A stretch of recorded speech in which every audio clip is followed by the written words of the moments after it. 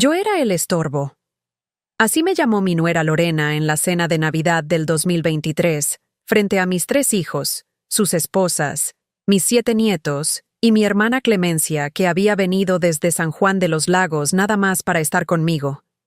Éramos 17 personas alrededor de la mesa, que yo misma puse con el mantel de lino que mi madre me regaló cuando me casé, los platos de Talavera que compré uno por uno durante 30 años, las copas de cristal cortado que heredé de mi suegra.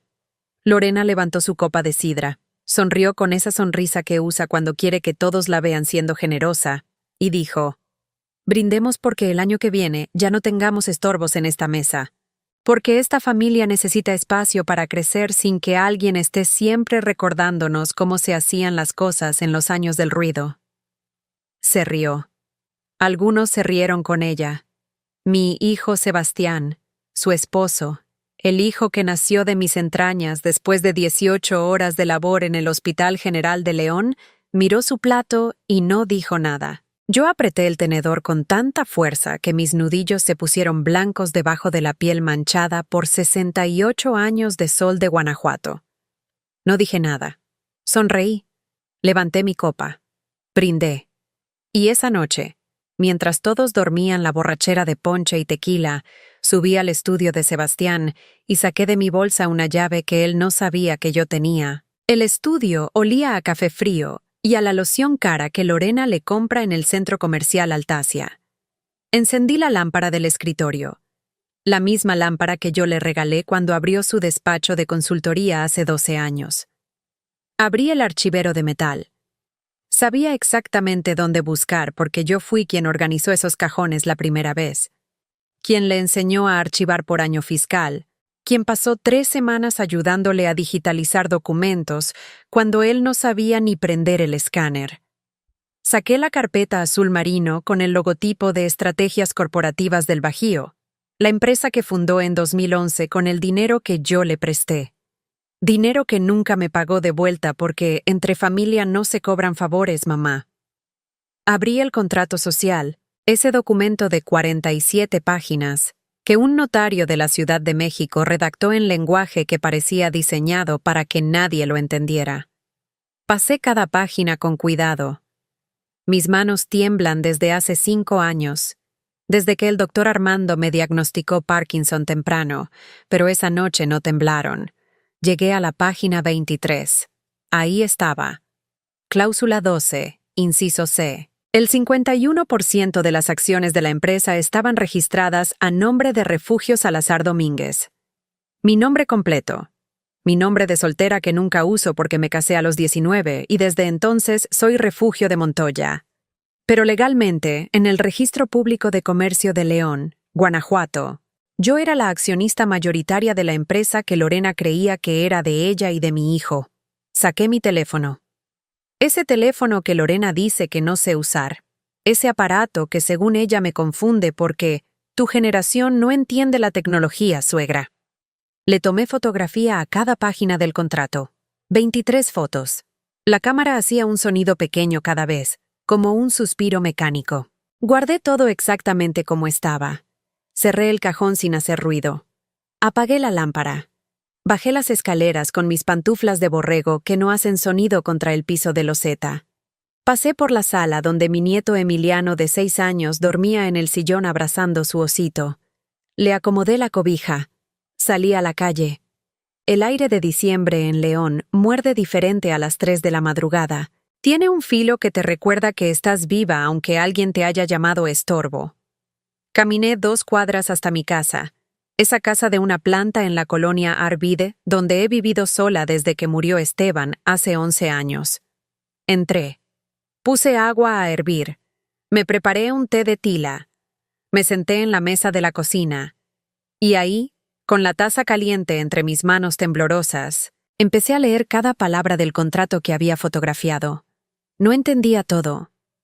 El lenguaje legal es un idioma que se inventó para excluir a gente como yo, mujeres que estudiamos hasta 3º de secundaria, porque en los años 60, las familias pobres no mandaban a las niñas a la preparatoria.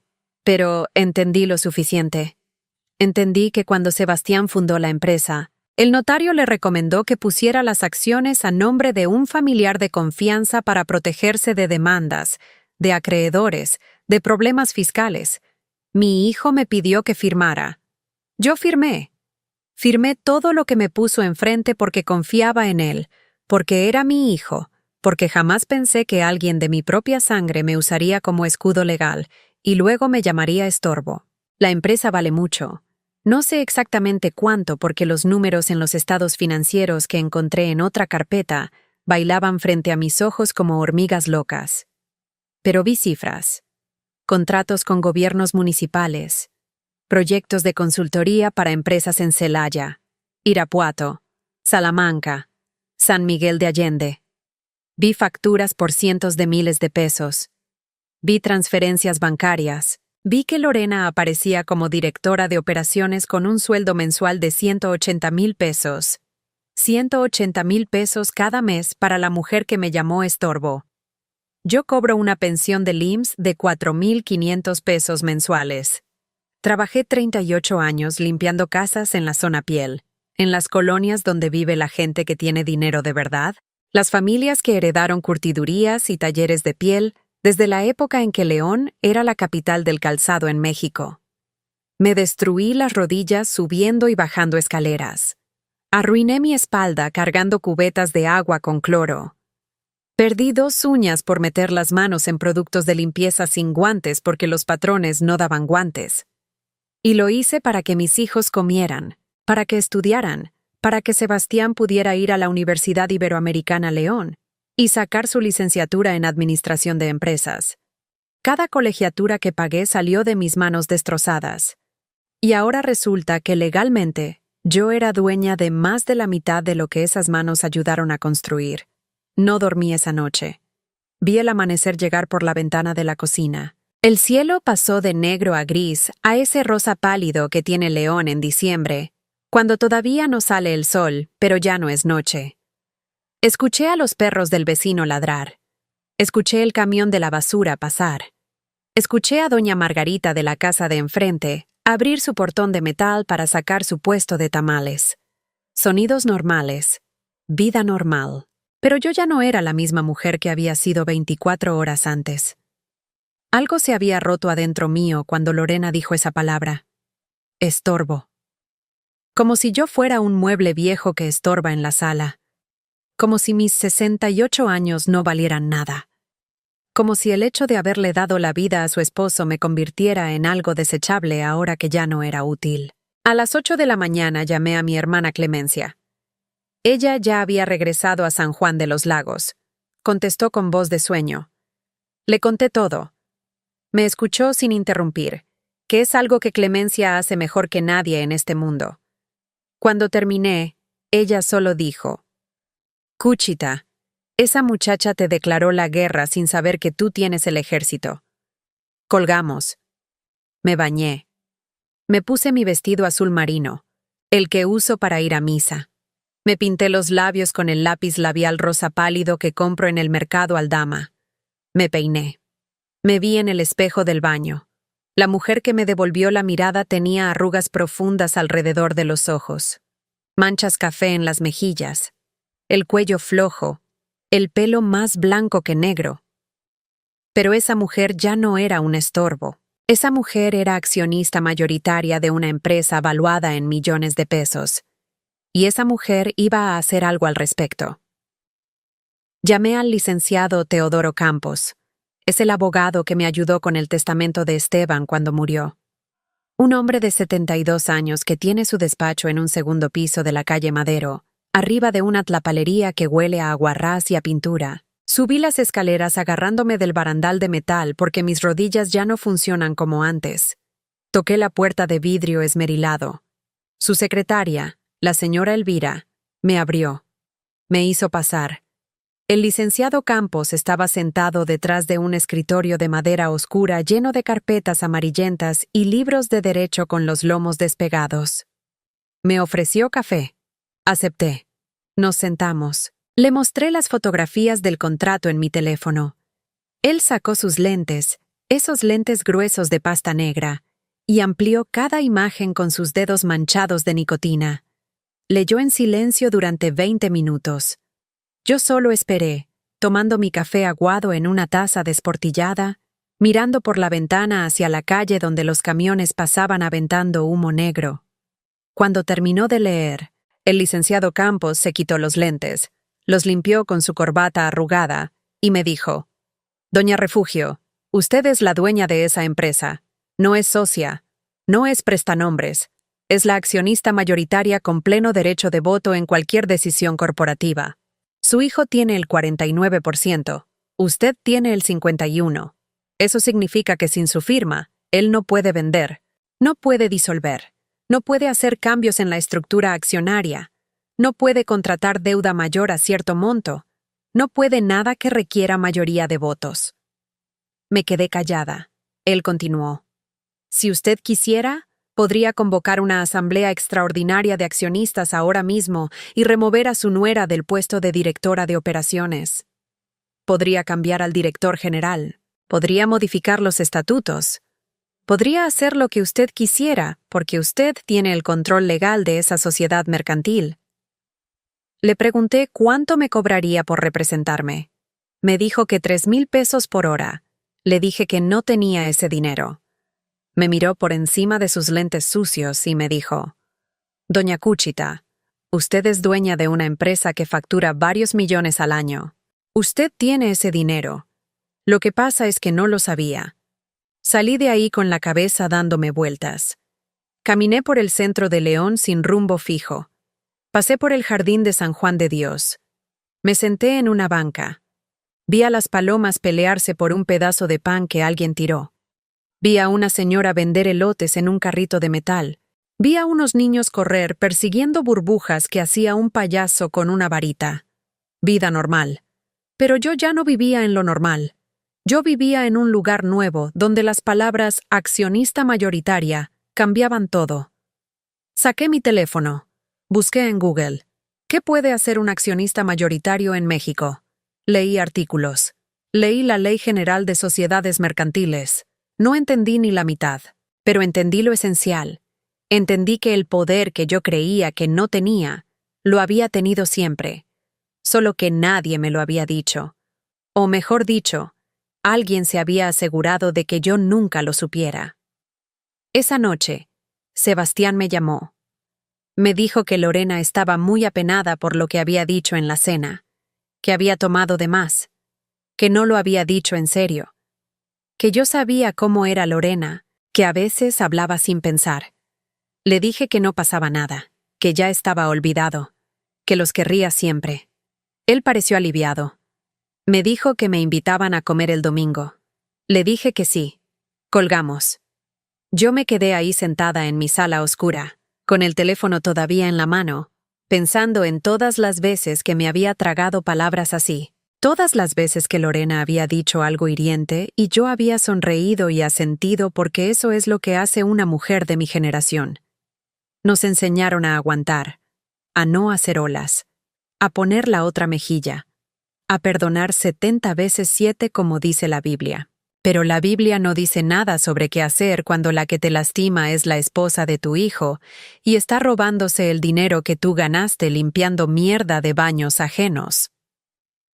Durante las siguientes 2 semanas investigué. Resulta que cuando uno tiene dinero, aunque no lo sepa, las puertas se abren de manera diferente.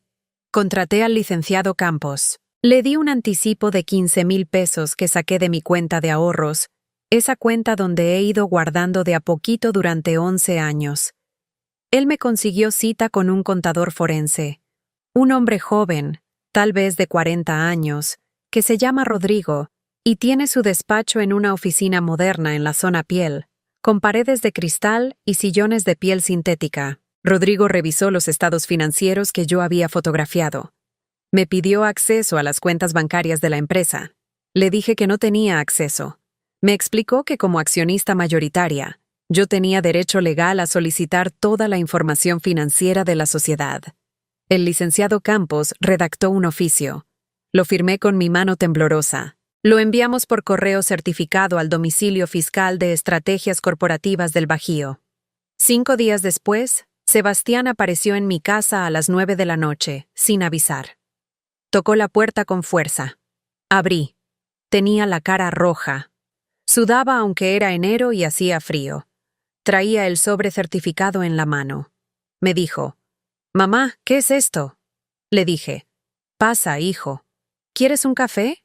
Me dijo que no quería café, que quería saber por qué su abogado acababa de llamarlo, diciendo que la accionista mayoritaria de su empresa estaba solicitando auditoría completa de los últimos 5 años. Le dije, «Siéntate, Sebastián». Se sentó en el sillón de la sala, el mismo sillón donde se sentaba a hacer tarea cuando tenía 10 años. Le serví agua de Jamaica en un vaso. Yo me senté frente a él en mi silla de mimbre. Le dije, «¿Sabías que soy dueña del 51% de tu empresa?» Se quedó callado. Me miró como si acabara de hablar en chino. Le dije, «Cuando firmé esos papeles hace 12 años, tú me dijiste que era puro trámite, que necesitabas mi nombre para unos permisos. Me dijiste que confiara en ti, y confié. Firmé. Pero nunca me explicaste que me estabas haciendo dueña de la mitad de tu negocio». Sebastián se pasó las manos por la cara. Me dijo, «Mamá, eso es solo en papel. Es una estrategia fiscal. Tú no tienes nada que ver con las operaciones de la empresa. Yo la manejo. Lorena la maneja. Tú solo firmaste para que el notario pudiera registrarla». Le dije, «Entonces soy una prestanombres». Me dijo, «No es así, mamá. Es más complicado». Le dije, «Explícame qué tan complicado». No pudo, o no quiso. Se levantó. Caminó por mi sala como animal enjaulado. Me dijo que yo no entendía cómo funcionaban las empresas, que él me había puesto como accionista para protegerme a mí, para que yo tuviera algo si a él le pasaba algo, que todo lo que hacía era por mi bien. Le dije, «Sebastián, tu esposa me llamó estorbo». Se detuvo. Me miró. Me dijo, «Ella ya te pidió disculpas». Le dije, «No. Ella no me ha pedido disculpas. Tú me dijiste que ella estaba apenada, que yo sabía cómo era ella. Pero ella no ha venido a mi casa a mirarme a los ojos y a decirme perdón». Se quedó callado. Después me dijo, «Entonces todo esto es por eso, por una palabra que Lorena dijo tomada». Le dije, «No, hijo. Esto es porque me di cuenta de que he sido invisible en mi propia vida, y resulta que no soy tan invisible como creía». Se fue. No se despidió. Cerró la puerta con tanta fuerza que la imagen del Sagrado Corazón que tengo en la pared se movió. 3 días después llegó el paquete. Un sobre de mensajería del despacho contable de la empresa. Adentro venían estados financieros, balances, estados de resultados, flujos de efectivo, relaciones de ingresos y egresos. 184 páginas impresas. Yo no entendía ni una, pero Rodrigo el contador sí. Me citó en su oficina. Extendió todos los documentos sobre su escritorio de vidrio. Sacó una calculadora. Empezó a teclear números. Yo solo lo miraba, sintiendo cómo mi estómago se hacía un nudo. Después de 2 horas, Rodrigo levantó la vista y me dijo, «Doña Refugio, hay transferencias muy raras aquí». Le pregunté qué tipo de raras. Me dijo, «Pagos a una empresa que se llama Consultoría Especializada LG, por servicios de asesoría estratégica. En los últimos 4 años han transferido 2.400.000 pesos a esa empresa. Pero esa empresa no existe en el SAT. Busqué el RFC y aparece como suspendida por irregularidades fiscales». Le pregunté qué significaba eso. Me explicó que significaba que alguien estaba sacando dinero de la empresa usando una empresa fantasma. Le pregunté quién. Me dijo que tendríamos que investigar más, pero que las autorizaciones de transferencia llevaban 2 firmas, la de Sebastián como director general y la de Lorena como directora de operaciones. Sentí frío. Ese frío que no es de temperatura, sino de adentro.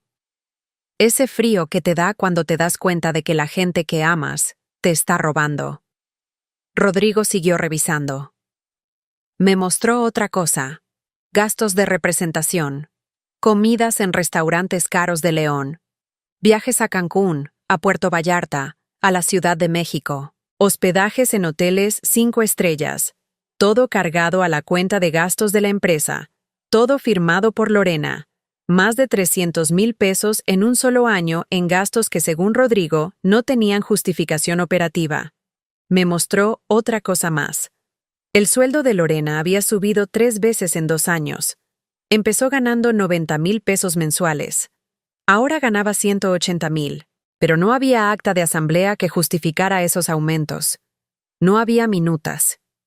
No había nada. Lorena se había aumentado el sueldo a sí misma y Sebastián lo había permitido. Y todo ese dinero salía de una empresa que legalmente era más mía que de ellos. Le pregunté a Rodrigo qué podía hacer. Me dijo que como accionista mayoritaria podía convocar una asamblea extraordinaria, destituir a la dirección actual, nombrar nueva dirección, exigir devolución de los recursos desviados y presentar denuncia ante el SAT por defraudación fiscal. Me dijo todo eso con voz tranquila, como quien lee una receta de cocina, pero a mí me temblaron las manos más de lo normal. Le pregunté, ¿y si no quiero destruir a mi hijo? Rodrigo me miró por encima de su computadora. Me dijo, Doña Refugio, con todo respeto, su hijo la está usando como escudo legal para robar. No es usted quien lo destruiría. Es él quien se destruyó solo. Usted solo estaría ejerciendo sus derechos. Salí de esa oficina cargando una carpeta con copias de todo lo que Rodrigo había encontrado. Pesaba tal vez medio kilo, pero se sentía como si cargara piedras. Esa noche no pude dormir. Me levanté a las 3 de la madrugada. Me hice un té. Me senté en la mesa de la cocina con la carpeta frente a mí. La abrí. Vi los números. Vi las firmas de mi hijo. Vi las firmas de mi nuera. Vi mi propio nombre en el contrato original. Ese nombre que firmé hace 12 años sin entender lo que firmaba. Y lloré. Lloré por primera vez desde que Esteban murió. Lloré con un dolor que no es de cuerpo, sino de alma. Lloré porque una cosa es saber que tu nuera te desprecia y otra cosa es saber que tu hijo te usa. Lloré porque no hay peor soledad que descubrir que la gente que debería protegerte es la gente de la que necesitas protegerte. Lloré hasta que me dolió la garganta. Y cuando ya no me quedaron lágrimas, sequé mi cara con la manga de mi bata y tomé una decisión. Al día siguiente fui a la notaría. El licenciado Campos ya había preparado todo. Una convocatoria a Asamblea Extraordinaria de Accionistas de Estrategias Corporativas del Bajío. SADCAV, la firmé. El notario certificó mi firma. Se envió por correo certificado al domicilio de Sebastián y al domicilio fiscal de la empresa. La asamblea quedó programada para el 15 de febrero del 2024. Un mes exacto después de la cena de Navidad donde me llamaron estorbo. El licenciado Campos me explicó que según los estatutos de la empresa, con el 51% de las acciones, yo podía convocar asamblea sin el consentimiento del otro accionista, que Sebastián estaba obligado a presentarse, que si no se presentaba, la asamblea se llevaría a cabo de todas formas, y las decisiones que yo tomara serían válidas. Me explicó que en esa asamblea yo podría remover a toda la dirección, nombrar nueva dirección, modificar estatutos y tomar cualquier decisión corporativa que quisiera. Me preguntó qué quería hacer. Le dije que todavía no sabía. Me dijo que tenía 3 semanas para decidir. Durante esas 3 semanas pasaron cosas. Primero, Sebastián me llamó todos los días. Yo no contesté. Me dejó mensajes de voz. Mensajes donde me decía que necesitábamos hablar, que esto era un malentendido, que él me quería explicar todo, que por favor no hiciera algo de lo que me fuera a arrepentir. Yo escuchaba los mensajes y los borraba. Segundo, Lorena apareció en mi casa. Tocó la puerta un martes a las 10 de la mañana. Yo estaba regando mis plantas del patio. La vi por la mirilla. Traía lentes oscuros y una bolsa de marca. No le abrí. Tocó durante 5 minutos. Después gritó desde afuera: «Suegra, sé que está ahí. Necesitamos hablar». Yo seguí regando mis geranios. Se fue. Tercero, mi hijo Raúl, el hermano mayor de Sebastián, vino a visitarme. Raúl vive en Querétaro. Trabaja en una fábrica de autopartes. Es un hombre bueno. Se sentó conmigo en el patio. Me preguntó qué estaba pasando. Le expliqué todo. Se quedó callado un rato largo. Después me dijo: «Mamá, haz lo que tengas que hacer. Sebastián siempre fue el consentido y mira cómo te paga». El 14 de febrero, un día antes de la asamblea, recibí una llamada. Era el licenciado Armando Tobías, abogado corporativo de Sebastián. Me citó en su despacho. Fui con el licenciado Campos. El despacho del licenciado Tobías estaba en una torre de oficinas en la zona Piel, piso 12, con vista a toda la ciudad. Nos recibió en una sala de juntas con mesa de mármol y sillas de piel. Ahí estaban Sebastián y Lorena. Ella traía un traje sastre color beige. Él traía camisa blanca sin corbata. Los dos se veían cansados. El licenciado Tobías nos ofreció café. Aceptamos. Cuando todos tuvimos café enfrente, el licenciado Tobías dijo: «Señora Refugio, entendemos que ha habido malos entendidos. Mis clientes quisieran resolver esto de manera amistosa». Le pregunté qué proponían. Lorena habló. Me dijo que ellos estaban dispuestos a reconocer que había habido irregularidades administrativas, que estaban dispuestos a devolverme el préstamo que yo le hice a Sebastián hace 12 años, con intereses. Me dijo una cifra: 200,000 pesos. Le dije: «Lorena, yo le presté a Sebastián 150,000 pesos en el año 2011. En 12 años, con intereses, eso sería más de 300,000 pesos. Pero no estamos aquí por el préstamo». El licenciado Tobías intervino.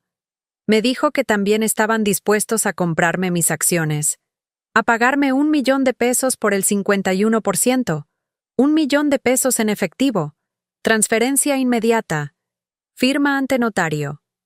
Me reí. Fue una risa que me salió sola, una risa sin alegría. Le dije: «Licenciado, la empresa facturó el año pasado 8 millones de pesos. Eso lo sé porque revisé los estados financieros. El 51% de una empresa que factura 8 millones al año vale mucho más de 1,000,000 de pesos». Sebastián habló por primera vez. Me dijo: «Mamá, la empresa tiene deudas, tiene obligaciones. No todo lo que facturamos es utilidad». Le dije: «Lo sé, hijo. Por eso contraté un contador forense que revisó todo. Me explicó que la empresa tiene un valor de mercado estimado de 12 millones de pesos. El 51% serían 6,120,000 pesos. Pero tampoco estoy aquí para vender». Lorena se inclinó hacia adelante. Me dijo: «Entonces, ¿qué quieres?». La miré. Esa mujer que me había llamado estorbo. Esa mujer que se había robado 2,400,000 pesos usando empresas fantasma. Esa mujer que se había aumentado el sueldo ella misma mientras yo vivía con una pensión de 4,500 pesos al mes. Le dije: «Quiero que mañana, en la asamblea, renuncies como directora de operaciones. Quiero que devuelvas cada peso que sacaste de manera irregular. Y quiero que le pidas perdón a mi hijo por haberlo convertido en ladrón». El silencio que siguió fue tan pesado que podía sentirlo en los huesos. Lorena se puso de pie. Me dijo: «Eres una vieja ridícula. No tienes idea de cómo manejar una empresa. Si nos quitas la dirección, vas a quebrar el negocio en 6 meses». Le dije: «Puede ser. Pero al menos lo quebraré yo, no ustedes». Sebastián se puso de pie. Me dijo: «Mamá, no puedes hacer esto». Le dije: «Sí puedo, hijo. De hecho, es lo único que puedo hacer. Porque resulta que esa empresa que tú manejas, esa empresa que te da para vivir en una casa de 3 pisos en Villas de León, esa empresa que paga el colegio privado de mis nietos, esa empresa es más mía que tuya. Y yo decidí que ya no quiero ser estorbo. Decidí que quiero ser dueña». Nos fuimos. El licenciado Campos y yo bajamos en el elevador en silencio. Cuando llegamos a la planta baja, él me dijo: Doña Cuchita, mañana empieza la guerra. Le dije. Licenciado, la guerra empezó en una cena de Navidad. Mañana solo es el día en que yo contraataco. La asamblea se llevó a cabo en la notaría número 42 de León, una oficina que huele a papel viejo y a café recalentado. Llegué a las 10 de la mañana. El licenciado Campos ya estaba ahí. También estaba el notario, un señor de 60 años con bigote gris. Sebastián y Lorena llegaron a las 10:05. Traían al licenciado Tobías. Nos sentamos alrededor de una mesa rectangular. El notario verificó que estuviéramos todos los accionistas presentes. Yo con mi 51%, Sebastián con su 49%. El notario dio por iniciada la asamblea. Leyó el orden del día que el licenciado Campos había preparado. Punto 1. Remoción del director general y del director de operaciones. Punto 2. Nombramiento de nuevo director general. Punto 3. Instrucción de auditoría externa. Punto 4. Asuntos generales. El notario me preguntó si quería proceder con el punto 1. Dije que sí. Me pidió que leyera mi propuesta. Saqué el papel que había preparado. Leí. En mi calidad de accionista mayoritaria con el 51% de las acciones de Estrategias Corporativas del Bajío, propongo la remoción inmediata del C. Sebastián Montoya Salazar como director general y de la C. Lorena Gutiérrez de Montoya como directora de operaciones, por causa justificada consistente en manejo irregular de recursos de la sociedad. El notario preguntó si había objeciones. Sebastián levantó la mano. Dijo que eso era un abuso, que yo no tenía facultades para removerlo sin causa. El licenciado Campos le respondió. Le dijo que según el artículo 204 de la Ley General de Sociedades Mercantiles y según los estatutos de la propia empresa, la mayoría de las acciones podía remover a la administración en cualquier momento, que era una facultad indelegable de la Asamblea de Accionistas, que si quería impugnar, que presentara un juicio de nulidad, pero que eso no suspendía la asamblea. El notario pidió votación. Yo voté a favor. 51%. Sebastián votó en contra. 49%. La propuesta fue aprobada. El notario dio fe. Sebastián y Lorena dejaron de ser dirección de la empresa. Así de simple. Un papel. Una firma. Y se acabó. El punto 2 fue más rápido. Propuse nombrarme a mí misma como directora general interina. El notario pidió votación. Yo voté a favor. Sebastián votó en contra. Aprobado. El notario dio fe. Yo, Refugio Salazar Domínguez, mujer de 68 años con tercer año de secundaria y Parkinson temprano, me convertí en directora general de una empresa de consultoría corporativa. El punto 3 fue instruir al despacho de Rodrigo que hiciera auditoría externa completa de los últimos 5 años y que presentara informe ante el SAT sobre las irregularidades encontradas. Aprobado. El notario levantó acta. Todos firmamos. Sebastián firmó con la mandíbula apretada. Lorena no firmó. Dijo que se reservaba su derecho a impugnar. El notario le explicó que su firma no era necesaria porque ella ya no era parte de la administración. Nos levantamos. Salimos a la calle. Sebastián me agarró del brazo. Me dijo, «Mamá, acabas de destruir todo lo que construí». Le dije, «No, hijo, yo construí. Tú usaste. Hay diferencia». Se fue. Lorena se quedó parada en la banqueta, mirándome con un odio tan puro que casi podía tocarlo.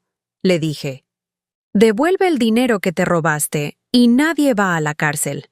Se dio la vuelta y se fue. Lo que siguió fue raro. Yo no sabía cómo dirigir una empresa. No sabía qué hacían los consultores corporativos.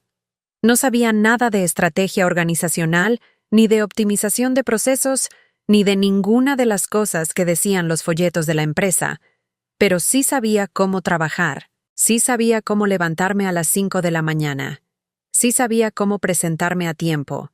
Sí sabía cómo cumplir con mi palabra.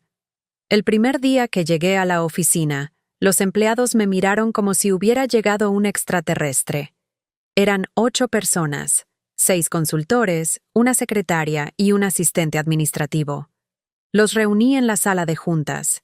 Les dije quién era yo. Les expliqué que era la dueña de la empresa, que acababa de remover a la dirección anterior, que habría cambios. Uno de los consultores, un muchacho de unos 30 años que se llama Ricardo, levantó la mano. Me preguntó si íbamos a seguir con los proyectos actuales. Le dije que sí. Me preguntó quién iba a firmar los contratos. Le dije que yo. Me preguntó si yo sabía firmar contratos de consultoría. Le dije que no, pero que iba a aprender. Se rió. No de burla, de nervios. Todos se rieron. Yo también me reí. Les dije, miren, no les voy a mentir. No sé nada de lo que ustedes hacen, pero sí sé leer, y sí sé sumar, y sí sé cuándo alguien me está robando. Así que vamos a hacer lo siguiente. Ustedes me van a enseñar cómo funciona este negocio, y yo voy a asegurarme de que les paguen a tiempo y de que nadie se esté robando el dinero. ¿Trato?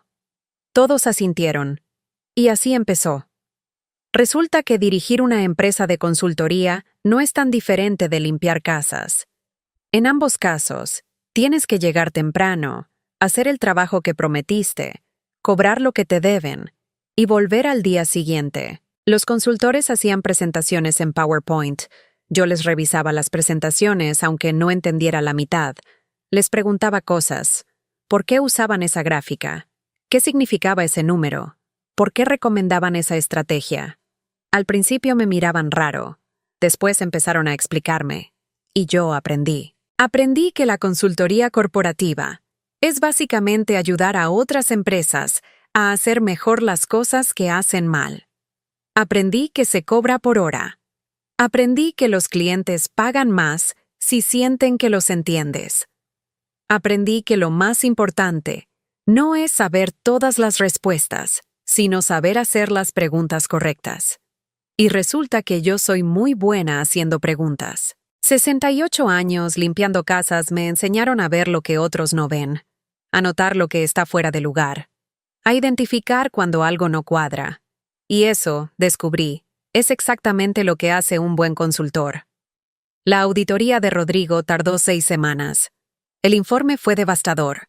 Confirmó los 2.400.000 pesos desviados a la empresa fantasma Consultoría Especializada LG. Confirmó los aumentos de sueldo no autorizados de Lorena. Confirmó gastos de representación excesivos y no justificados. Pero además encontró otras cosas. Encontró que Sebastián había usado la cuenta de la empresa para pagar la colegiatura de mis nietos. 380.000 pesos en 3 años.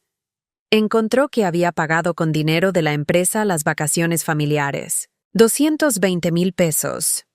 Encontró que había comprado un coche a nombre de la empresa, pero que usaba Lorena de manera personal.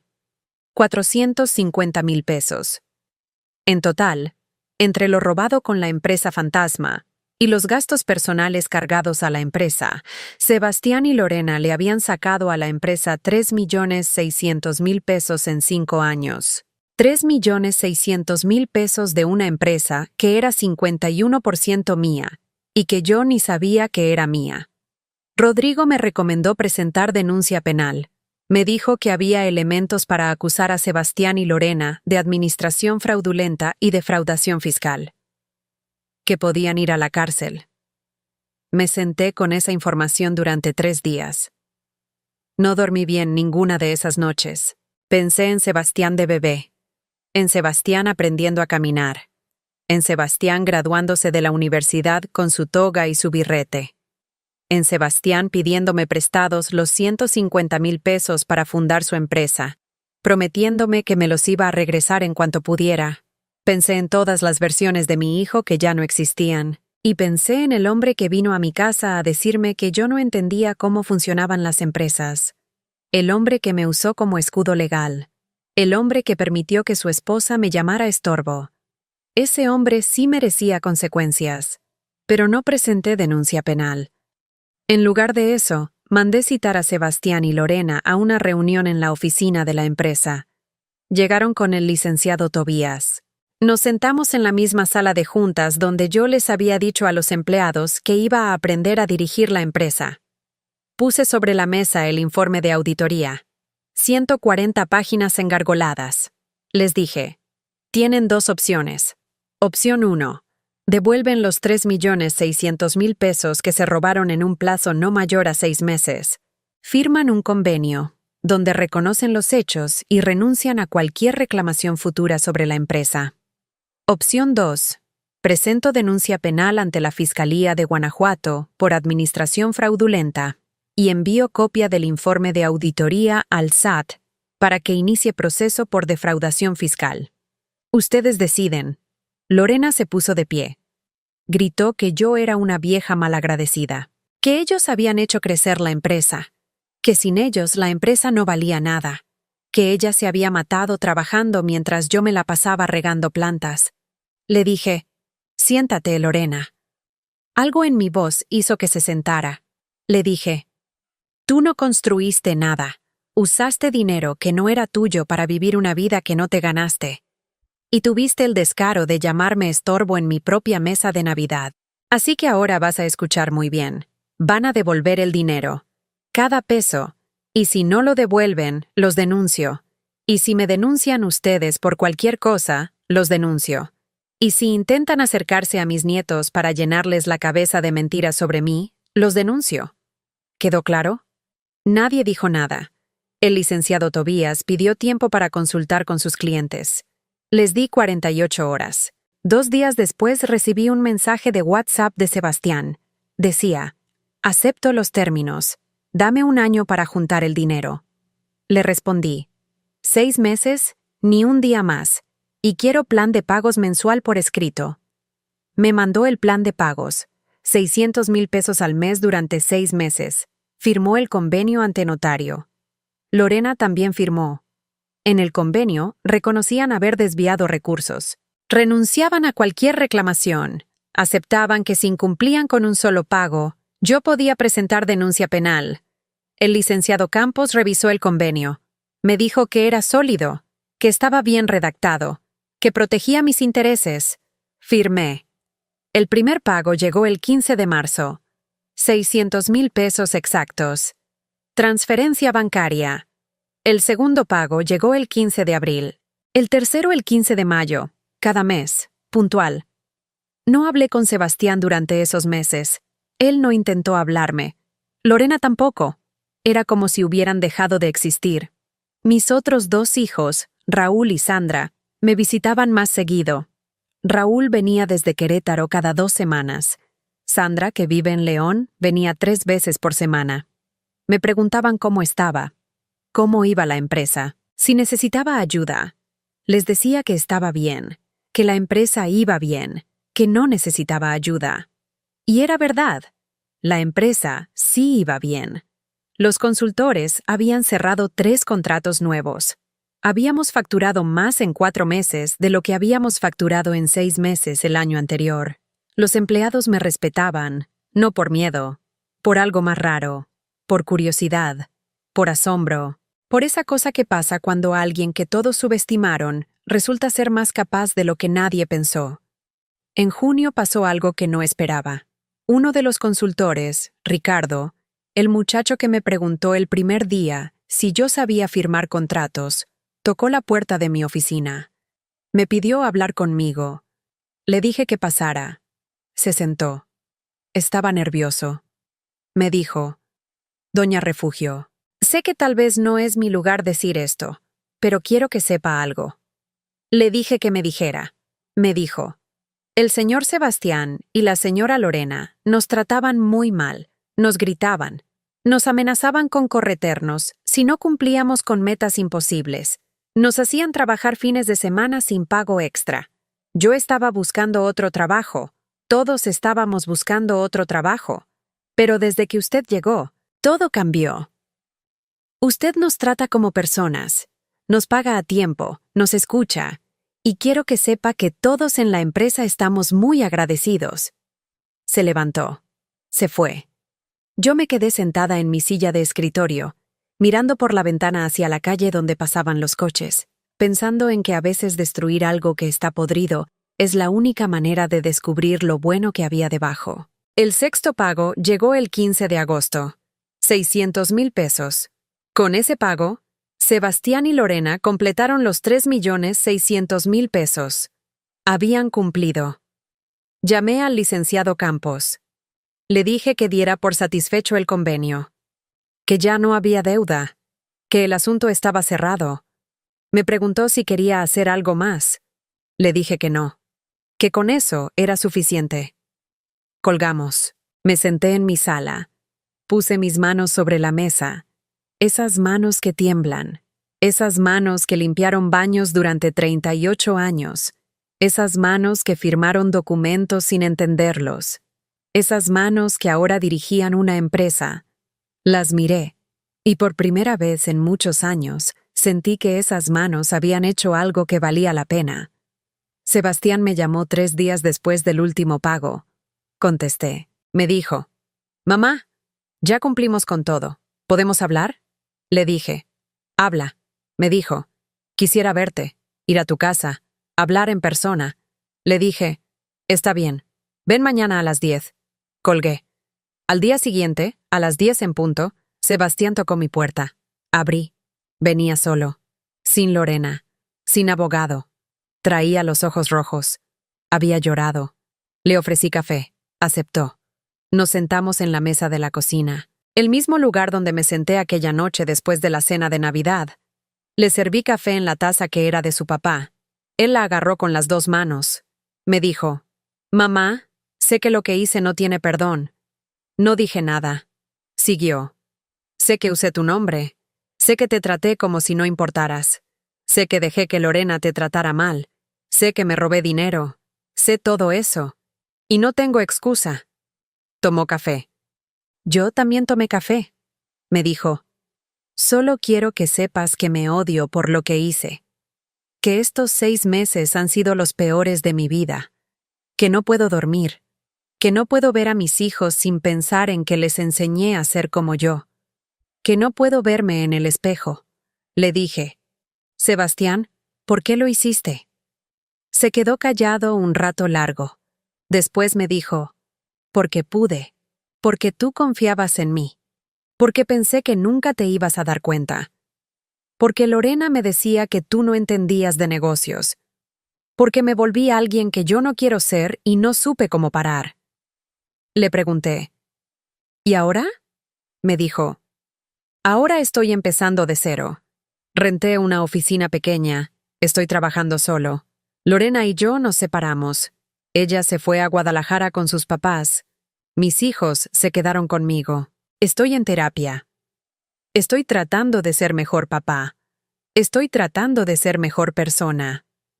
Le dije, «Sebastián, yo te perdoné el día que firmaste el convenio. No porque lo merecieras, sino porque cargar con el odio me estaba matando.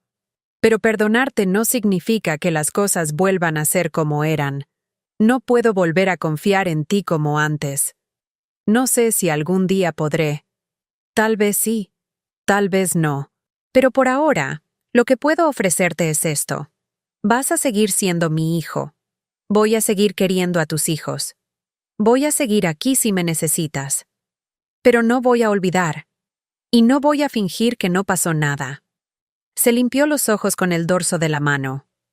Me dijo, «Es más de lo que merezco». Le dije, «Sí, es más de lo que mereces. Pero el amor de madre no es algo que se gane. Es algo que se da. Y yo ya decidí dártelo. Pero el respeto sí se gana. Y eso lo vas a tener que trabajar». Terminamos el café. Se levantó. Me abrazó. Lloró en mi hombro. Yo lo abracé. Lloré también. Y cuando se fue, cerré la puerta, y supe que algo había terminado, pero algo más había empezado. La empresa sigue funcionando. Yo sigo siendo directora general. Ya no me da miedo. Aprendí. Los consultores me enseñaron. Ahora entiendo de flujos de efectivo y de márgenes de utilidad y de retorno de inversión. Ahora sé leer estados financieros. Ahora sé firmar contratos. Ahora sé dirigir juntas. No soy perfecta. Cometo errores. pero aprendo de ellos. La empresa creció. Contratamos a 3 personas más. Abrimos una oficina en San Miguel de Allende.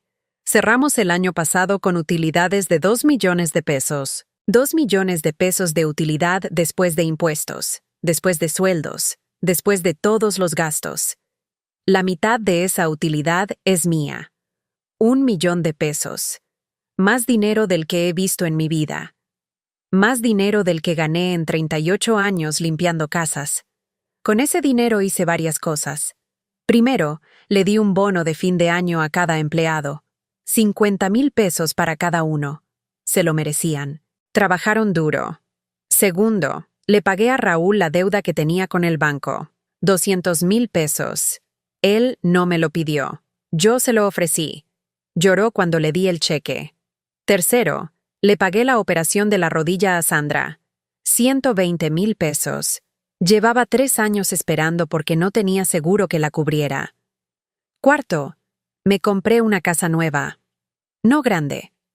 2 recámaras, un patio con espacio para mis plantas, en una colonia tranquila. 300,000 pesos de enganche. El resto en mensualidades que puedo pagar con mi sueldo de directora general. Quinto, abrí una cuenta de ahorro para cada uno de mis 7 nietos. 50,000 pesos en cada cuenta, para cuando cumplan 18, para que estudien, para que no tengan que limpiar casas como yo. Y sexto, doné 100,000 pesos a la parroquia de San Juan de Dios. La misma parroquia donde me casé. La misma parroquia donde bauticé a mis 3 hijos. La misma parroquia donde lloré cuando murió Esteban. Alguien me preguntó hace poco si me arrepentía de lo que hice, si hubiera preferido no saber, seguir viviendo en la ignorancia, seguir siendo la mamá que no entiende de negocios, la mujer que firma lo que le ponen enfrente, el estorbo. Le dije que no, que 1000 veces no, que lo único de lo que me arrepiento es de no haberme dado cuenta antes, de haber firmado sin leer, de haber confiado sin verificar, de haber creído que por ser mujer, por ser vieja, por tener solo tercero de secundaria, no tenía derecho a preguntar. Ahora sé que tenía derecho. Siempre tuve derecho, solo que nadie me lo dijo. O mejor dicho, todos a mi alrededor se beneficiaban de que yo no lo supiera. Hay algo que aprendí en todo esto. Algo que me gustaría que todas las mujeres de mi generación supieran. Algo que me gustaría que las mujeres jóvenes no olviden nunca. Y es esto: tu nombre en un papel tiene poder. Tu firma tiene poder. Tu consentimiento tiene poder. Y cuando alguien te dice, no te preocupes, yo me encargo, ahí es donde tienes que preocuparte más. Ahí es donde tienes que leer. Ahí es donde tienes que preguntar. Ahí es donde tienes que entender. Porque tu nombre, tu firma, tu consentimiento son tuyos. Y nadie, ni siquiera tu hijo, tiene derecho a usarlos sin que tú sepas exactamente para qué los está usando. La semana pasada fui a la cena de Navidad en casa de Raúl. Estaban todos: Raúl y su esposa, Sandra y sus 2 hijas, Sebastián y sus 3 hijos, mi hermana Clemencia, que volvió a venir desde San Juan de los Lagos. Éramos 17 otra vez, la misma cantidad que en aquella cena donde me llamaron estorbo. Pero esta vez era diferente. Esta vez yo no puse la mesa. Esta vez yo no cociné. Esta vez yo llegué como invitada. Me senté en la cabecera. Raúl me puso ahí. Dijo que ese era mi lugar. Cuando brindamos, Raúl levantó su copa y dijo: por mi mamá, la mujer más fuerte que conozco, la mujer que nos enseñó que nunca es tarde para defenderte, la mujer que convirtió un insulto en un imperio. Todos brindaron. Sebastián también. Me miró desde el otro lado de la mesa. Levantó su copa. No dijo nada, pero en sus ojos vi algo que no había visto en mucho tiempo. Respeto. Y eso, descubrí, vale más que cualquier disculpa. Hay un dato que me dio Rodrigo el contador y que no puedo dejar de pensar. Me dijo que en México, el 70% de las empresas familiares no sobreviven a la segunda generación, que la mayoría quiebra por conflictos internos, por robos entre familiares, por falta de transparencia. Me dijo que el 85% de las mujeres mayores de 60 años que son accionistas de empresas familiares no saben que lo son, que firman papeles sin leer, que confían, que después las despojan. Me dijo que yo tuve suerte, que me di cuenta a tiempo, que muchas mujeres se dan cuenta cuando ya es tarde, cuando los bienes ya fueron vendidos, cuando las empresas ya fueron vaciadas, cuando ya no hay nada que recuperar. Me dijo que mi historia debería servir de advertencia. Y por eso la estoy contando. Si estás escuchando esto y tienes tu nombre en documentos que no has leído, léelos. Si firmaste algo que no entendiste, busca a un abogado y que te lo explique. Si alguien en tu familia maneja negocios usando tu nombre, exige transparencia. Exige acceso a la información. Exige que te expliquen. Y si te dicen que no entiendes, que no es tu problema, que ellos se encargan, ahí es exactamente donde tienes que encargarte tú. Porque tu nombre es tuyo. Tu patrimonio es tuyo. Tu derecho a saber es tuyo. Y nadie, absolutamente nadie, tiene derecho a quitártelo solo porque eres mujer. Solo porque eres mayor. Solo porque no tienes estudios universitarios. Yo tengo 68 años. Tengo Parkinson. Tengo artritis. Tengo las manos destruidas de 38 años de trabajo duro. Tengo tercero de secundaria. Y sin embargo, dirijo una empresa que factura millones de pesos al año. No porque sea genio, no porque tenga maestría en administración, sino porque aprendí, porque pregunté, porque me negué a seguir siendo invisible, porque un día alguien me llamó estorbo y yo decidí demostrar que estorbaba, porque ocupaba un espacio que era mío, un espacio que siempre fue mío, solo que no lo sabía. Ahora lo sé. Y ahora que lo sé, ya nadie me lo puede quitar. ¿Desde dónde me estás escuchando? ¿Hay algo en tu vida que firmaste sin leer? ¿Hay alguien en tu familia que maneja cosas a tu nombre sin que tú sepas exactamente qué? Cuéntame en los comentarios. Cuéntame tu historia.